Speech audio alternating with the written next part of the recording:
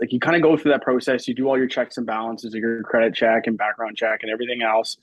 And what he said was, if you find someone you think is really good, like right on the spot, be like, let's go check out your current place right now, because it doesn't give them a chance to clean up, and you can actually see how they live and whether or not this is the kind of person you want living in one of your rental properties.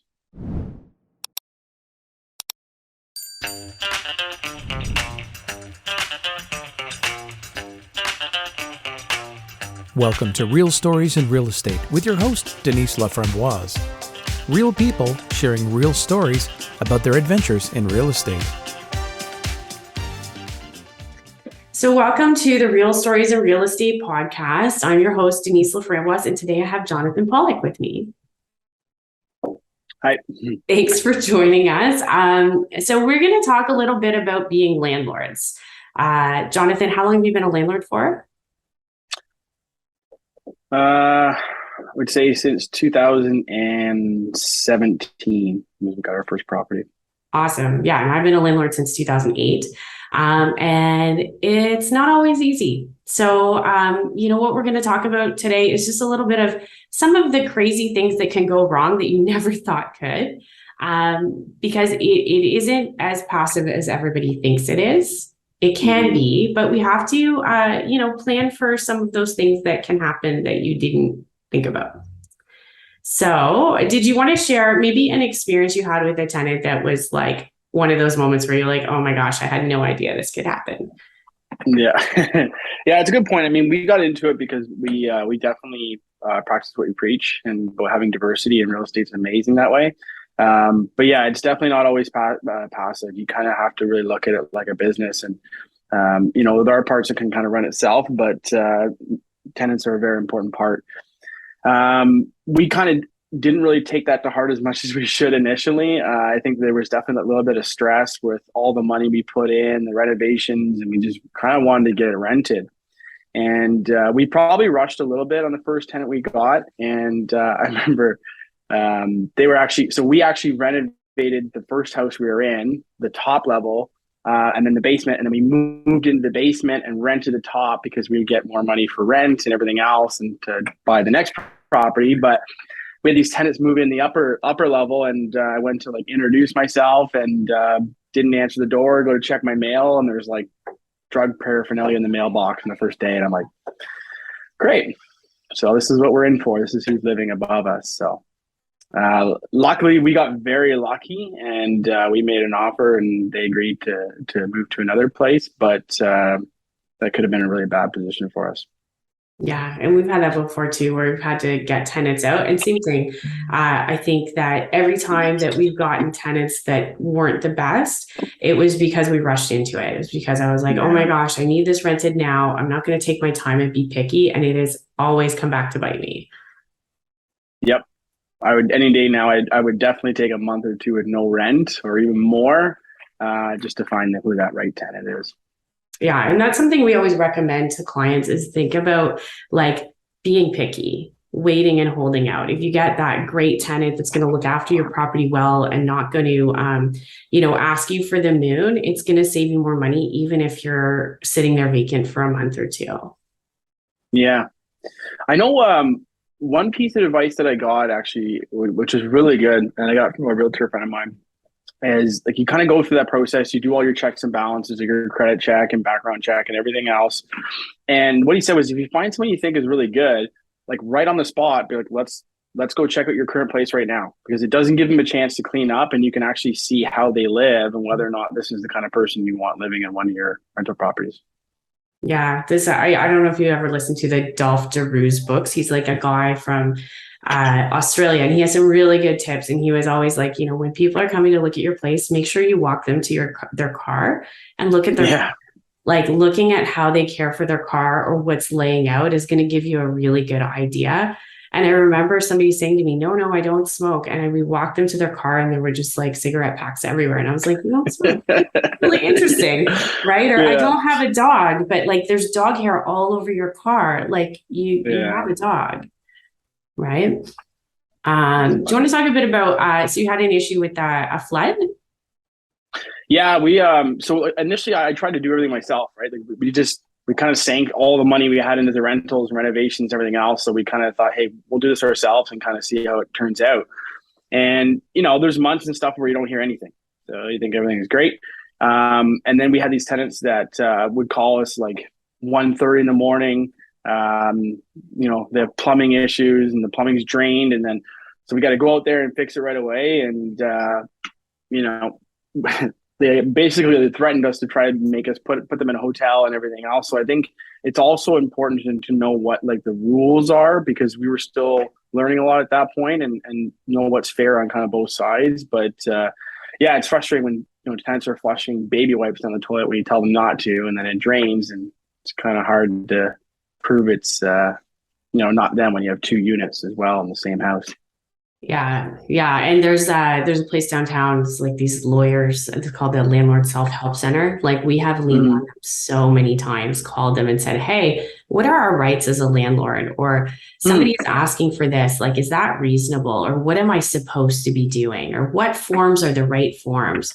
Or having a good, like a legal person to help you, be it like a clerk or somebody to be able to assist you is really important, because, for us, I remember going to the landlord tenant board to evict a tenant, and I had a stack of paper like this, all the issues, the complaints from the neighbors, the complaints from the other tenant. And the lawyer that gets to represent them looked at all my stuff and said, I know you're right, but because one certain form was not delivered in a certain way, we are going to be able to chew you up and spit you out. And I was like, this is crazy. So I do think like having the right people in your corner and really knowing the legislation, or having somebody explain it to you to make sure you have the right documents, the right everything, that you're following the rules, right? Absolutely. Yeah, that's a big thing. Yeah, having the right team of people, because there's no way we're going to be experts in everything. You're just not.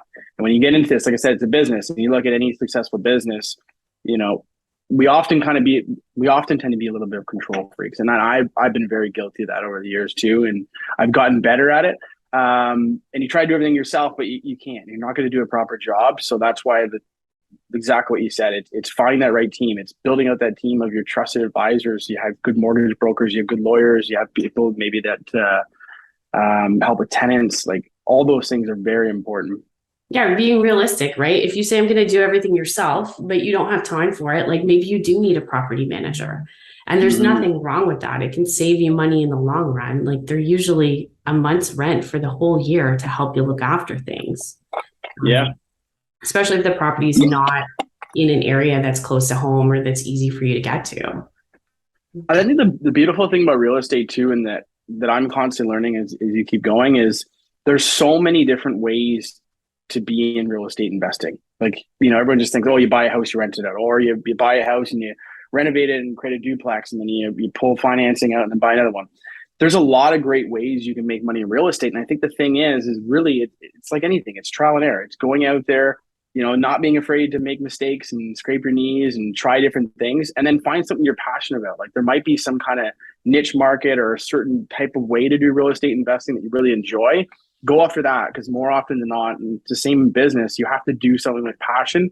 Otherwise, you're just going to hate it eventually, and you're not going to achieve the actual results you want, as opposed to if you're, really passionate about something. Yeah. We tell people like, there's tons of different ways to invest in real estate, and I do all of them. I've done all of them. I can tell you the pros and cons from my perspective of, from the financing side, of course, but also just from personal experience. And sometimes that's more relevant, knowing, hey, you're going to buy this rental, it's going to be a lot of work, or you're going to have some extra money set aside to be, able to get through it, or able to, sustain it when times are hard, right? Yeah. And what do you enjoy, right? Like, because the thing is too, is that we've kind of flirted with the idea of doing like an Airbnb, right? Because you see, like there can be a lot of money made in Airbnb, and we kind of want to try something different, but you have to really look at what your situation is and what the way you operate, because you may not want to be, driving out every Sunday or all these different days and cleaning up units and there's a lot more work involved. Yeah, there's more money, but you have to look at all those logistics and everything else. And again, that could come down to maybe hiring a cleaning person or hiring someone to manage the property. But I think all these things are important to kind of figure out what works best for you, right? Yeah. And I mean, we've just been through that, right? Like there's a lot of high risk things when you look at, say, Airbnb or like student rentals. You can make a lot more money, but there's a lot more risk. Maybe you have to have expensive insurance. Maybe you have to have a specific type of mortgage lender. You know, in our case, we had what I thought was the right insurance policy and it got pulled. Which is not ideal. You know, we had to pay a lot more and rush to do something. We had great cleaners that we thought were put in place, and 3 times people couldn't make it. In this market, it's hard to get employees. And as a result, you know, we're driving 2 hours to go clean something because somebody's out at 10 and needs to be in at 4, which was not ideal. The money's still worth it. But, you know, now we know we have to have plans and backup plans and backup plans, right? And it's usually weekends where you want to go away with your family, right? Right. You have something planned, your tenant calls, you're like, okay, well, it's the nature of the beast, right?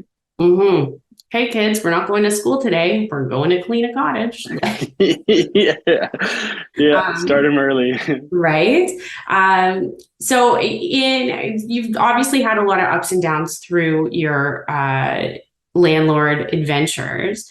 Overall, would you say you would still always like do what you did, or are there things you would have done differently next time? Yeah, I mean, there's always things I would do differently for sure. I mean, I'm constantly learning, right? But would I do it again? Absolutely. If anything, I kick myself for not starting sooner. I think that's the thing with real estate and really any kind of investing is like, it's going to be scary. Like that's okay. There's going to be uncertainty. You're going to fall. You're going to mess up. You're going to make some stupid decisions. You're going to lose money and be like, why the hell did I do that?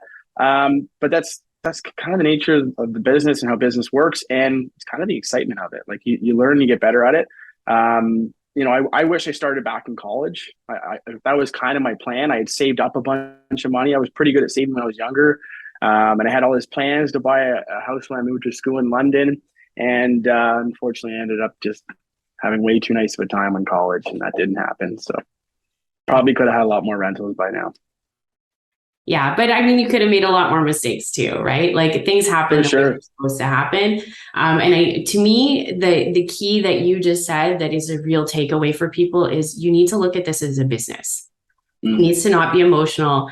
You need to not be like, oh my gosh, I just spent my whole, 3 months renovating this house. So it's perfect. And now I'm terrified a tenant's going to wreck it. Like you need to look at it as business, and it's a cost of doing business. You need to expect when tenants leave, you're going to have to repaint or renovate things or fix stuff. Like there is going to be costs associated with doing business, but overall, it's always going to, make you money if you hold it for the long term. That's a really good point. Like, I mean, it's something you don't really think about, right?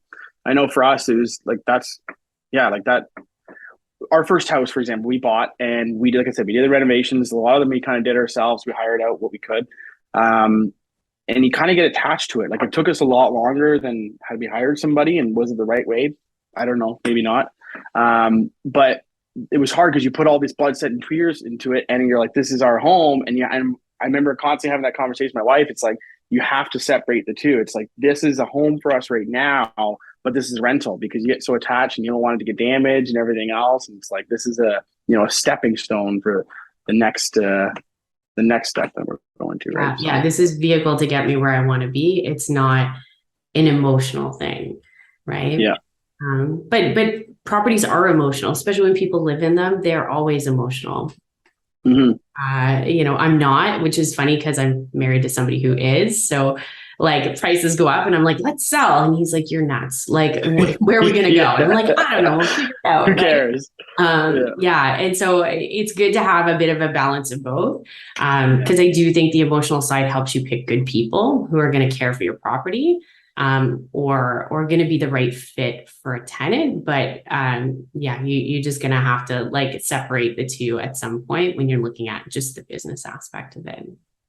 Yeah, I think there's definitely something to be said. Like I see a lot of like my clients that do real estate investing, and the ones that I wouldn't say easier, but tend to do it better initially on the first little bit is ones that are business owners, because like that mentality is already there.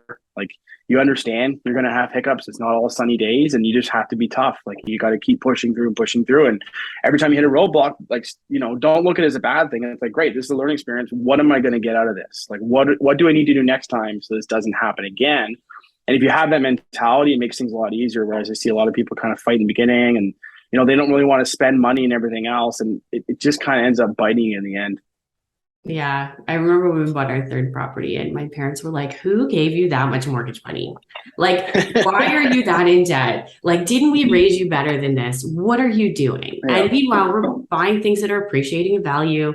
We have people in them that are paying them off. Like, I'm not even making the payments on these things. This is reasonable, and holding it for the long term is always going to benefit us. But they looked at like just that expense piece and we're like, oh my gosh, we raised you better than that. You're supposed to pay off your mortgage and be mortgage free as soon as possible.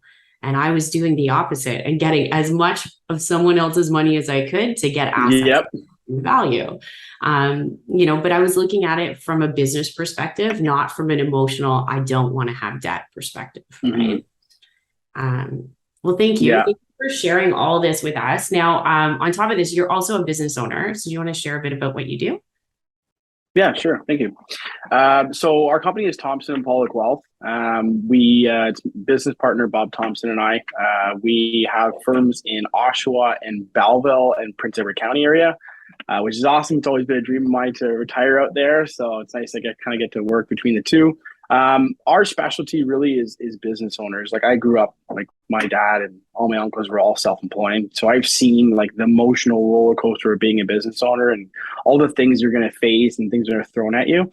So, I mean, yeah, we do your typical investments in insurance, which most people can. It's for us, it's really understanding kind of how business owners work and what the issues that they have. So we have like a really holistic approach. So we bring in a whole team. So when we sit down with somebody, we'll not just help you with like investments and insurance. We're also going to look at other areas that might be able to be leveraged for yourself or other ways to protect your business. So we have teams like an external team of, you know, lawyers and accountants and people that help with estate planning. We can come and have someone come and consult with your business and do team building. We can help you set up benefits plans and pensions. Like our big thing is we want to see businesses do well. And it's like you said before, the big thing is the people that do really well are the ones that surround themselves with a team.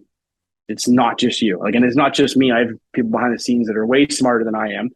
And we bring everyone together, and so you kind of get to pick all the different brains from different experts from every different field. And that's when people really start to grow and excel. And that's what I'm passionate about. It's crazy. I kind of get goosebumps just talking about it. I kind of forget like it's a job, like this is a job, right? Like I literally get paid to help see other people do well. So yeah, I feel the same, right? I'm like, oh, we got another property. Like, I feel like it's right every time. Right. Yeah. But like, it's just, it's so exciting for me to set people on the right track and help them create wealth where they never thought was possible. Right. Totally. And that's it. I think it's being that like soundboard, but also I think in a way, like people like you and I in our careers, it's like, you almost act like a coach, right? Like you're kind of talking people off the emotional edge sometimes with emotions, like when things are crazy right now. It's just being there for them. And the way I look at it is like, you see all these people panicking right now with the markets. You have to change your mindset. There's always opportunity. And actually, if you look at the numbers, typically it's events like these that actually generate the most millionaires because there's opportunity. While everyone else is panicked, you have to be smart. Surround yourself with that right team. Like get the right mortgage broker, get the right lawyer, get the right accountant, financial advisor. Tap into them for advice because there's so many opportunities, especially there, I think, that are kind of come up in the next year or so. And also the other thing is don't hold out too long for real estate because, like I said, I think that's the biggest thing. People are always like, well, I want to save a little bit more. I want to have 20% and everything else. It's like, there's also something to be said about just getting in, right? And you can always buy more because as those properties go up, you can leverage them and buy additional properties. So don't get stuck in that trap and 5 years down the road, kick yourself because you still haven't done anything. So. Yeah, my famous line to everybody is find me anybody who bought a property 15 years ago and regrets it. Like, don't think about the short term. Don't think about, what is the market pricing today? What are the rates today? Like, if we can make something work that's going to be sustainable and you can afford, let's do it, because that stuff is always changing. You are never going to time the market perfectly, but if your plan is to hold for the long term, you're always going to do well. Definitely. Yeah. And also knowledge. It's kind of funny because I remember throughout school, I used to always, I'd always fight with my mom about like reading books, and I didn't even like using my agenda very much. And it's funny now because like I read it quite a bit, and like knowledge is power. And I think the one thing that everyone should read is Rich Dad Poor Dad. And I think that just kind of changes your mentality just on like assets versus liability. And every time you purchase something, you have to kind of change that mindset. Like, are you purchasing that's going to appreciate in value, or it's going to cost you money down the road? So build that up as early as you can. So if people have questions about your experience as a landlord or anything else, something to do with work or growing their business, how can they find you? ThompsonandPollock.com, or you can email planning@jonathanpollock.ca, JONATHANPOLLOCK.ca. Amazing. Well, thank you for sharing with us today. I really appreciate it. Thank you. Thanks for having me. I really appreciate it. So this is the Real Stories in Real Estate podcast. You can find it anywhere that you consume your podcast: Spotify, Amazon, iHeartRadio, anywhere. And yeah, this is where we just talk to real people about real things they've done. And you can find out the good, bad, and the ugly, and if they would still do it again. Thanks so much.